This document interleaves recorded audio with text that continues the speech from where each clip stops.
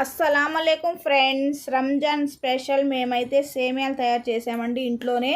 అలాగే చోబా కూడా తయారు చేసాము. ఈ సేమియాల్లోకి చోబా ఉంటేనే చాలా బాగుంటుందండి. రండి ఈ చోబాని ఎలా తయారు చేయాలో చేసి చూపిస్తాను. ఈ సేమియాలను ఈ చోబా వేస్తేనే చాలా బాగుంటుందండి. మామూలుగా పంచదార వేసుకొని కూడా తినచ్చు. ఈ డ్రై ఫ్రూట్స్తో చేసిన ఈ చోబా అయితే చాలా చాలా బాగుంటుందండి. మేము ఇంట్లో చేసిన సేమియాలు అయితే ఇలాగే వేసుకొని తింటామండి. ఇలా వేసుకొని తింటుంటే చాలా చాలా బాగుంటాయండి. మీరు బయట అమ్మే సేమియాల్లోనైనా ఇలాగే చేసుకొని వేసుకోవచ్చండి. దీన్ని చోబా అంటాము. ఈ చోబాని నేను ఎలా తయారు చేశానో ఈ వీడియోలో ఇప్పుడు చేసి చూపించబోతున్నానండి. అలాగే సేమియా కూడా చేసి ఈ చోబా చల్లి చూపిస్తాను. నేను ఇంట్లో చేసిన సేమియాలండి ఇవి. రంజాన్ స్పెషల్ సేమియాలు. ఇలా తీసుకున్న తర్వాత ప్యాన్ పెట్టేసుకుందామండి. ప్యాన్ పెట్టుకొని ఒక స్పూన్ నెయ్యి వేసుకుందాము. వేసుకొని నెయ్యి వేడెక్కిన తర్వాత ఈ సేమియాలను అయితే వేసేసుకొని ఫ్రై చేసుకుందామండి. చూడండి, ఇలా కలర్ మారేంత వరకు ఫ్రై చేసుకుందాము. ముద్దగా కాకుండా పొడి పొడిగా వస్తాయండి ఇలా ఫ్రై చేసేసుకున్న తర్వాత ఇలా కలర్ మారితే సరిపోతుందండి. ఇలా ఫ్రై అయిన సేమియాని చల్లారేంత వరకు పక్కన పెట్టేసుకుందాము. తర్వాత స్టవ్ వెలిగించేసి ఒక బౌల్ పెట్టేసుకొని నీళ్ళని వేడి చేసుకుందామండి. దాంట్లో ఒక అర టీ స్పూన్ నెయ్యి వేసుకుందాము. ఈ సేమియాలు ముద్దగా కాకుండా పొడి పొడిగా రావాలంటే కొద్దిగా నెయ్యి వేసుకోవాలండి. వాటర్లో నీళ్లు మరిగిన తర్వాత ఈ సేమియాలని మొత్తం వేసేసుకుందాము. వేసేసుకొని ఒక నిమిషం పాటు ఉడికించుకుందామండి. ఎక్కువగా ఉడకాల్సిన అవసరం లేదు, ఒక నిమిషం ఉడికితే సరిపోతుంది. చూడండి, చక్కగా ఉడికిపోయి మూత పెట్టేసుకొని నీళ్ళన్నీ వార్చేసుకుందామండి. వార్చేసుకున్న తర్వాత ఒక అర నిమిషం పాటు పొయ్యి మీద పెట్టేద్దాం. చూడండి ఎంత చక్కగా పొడి పొడిగా వచ్చేసినాయో. ఇవి ఇంట్లో చేసిన సేమియాలండి.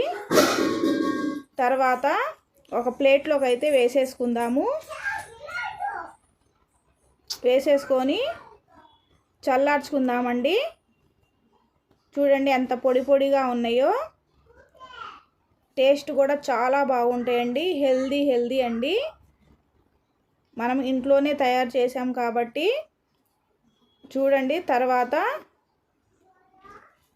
ఒకటి అతుక్కోకుండా చూడండి ఎలా వచ్చేసినాయో. ముద్దలా కాకుండా పక్కన పెట్టేసుకుందాము చల్లారేంత వరకు. తర్వాత ఒక ప్లేట్ తీసుకొని చోబాకి రెడీ చేసుకుందామండి. డ్రై ఫ్రూట్స్ వేసుకుందాము. ఒక కప్పు బాదం, ఒక కప్పు జీడిపప్పు, ఒక కప్పు కిస్మిస్ అండి.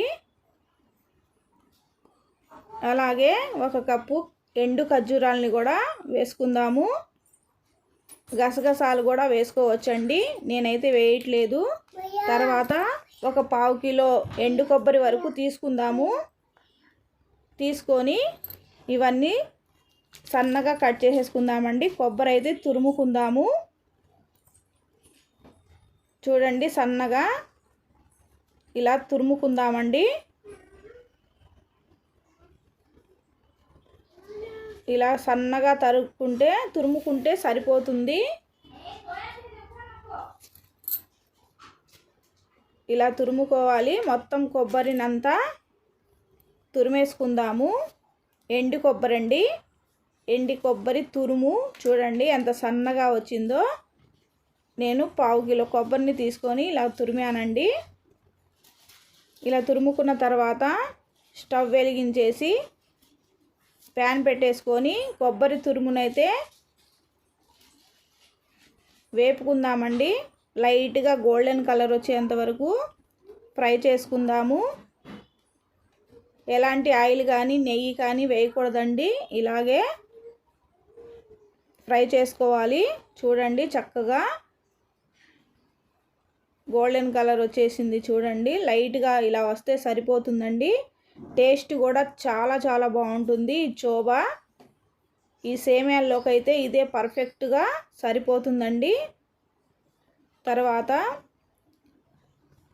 మనం ఫ్రై చేసుకున్న ఎండు కొబ్బరి తురుముని ఇలా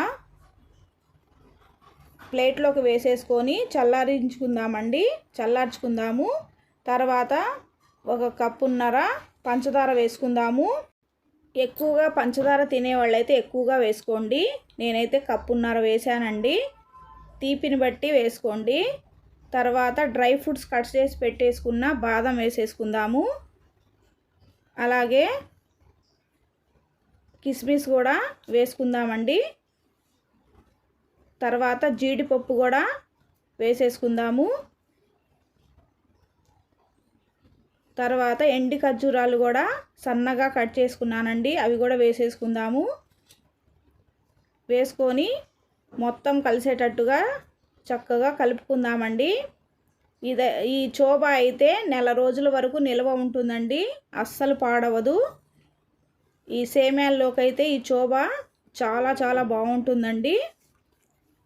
మా పిల్లలైతే చాలా ఇష్టంగా తింటారు.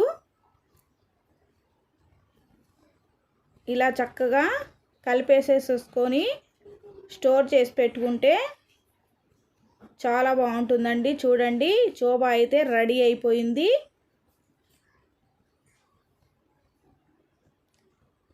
రంజాన్ స్పెషల్ సేమ్యాల్లోకి ఈ చోబా అయితే కరెక్ట్గా సరిపోతుందండి.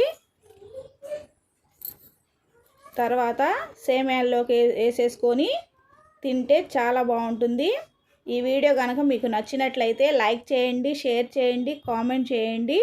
మరొక కొత్త వీడియోతో కలుసుకుందాం ఫ్రెండ్స్. Bye bye. అందరికీ రంజాన్ శుభాకాంక్షలు.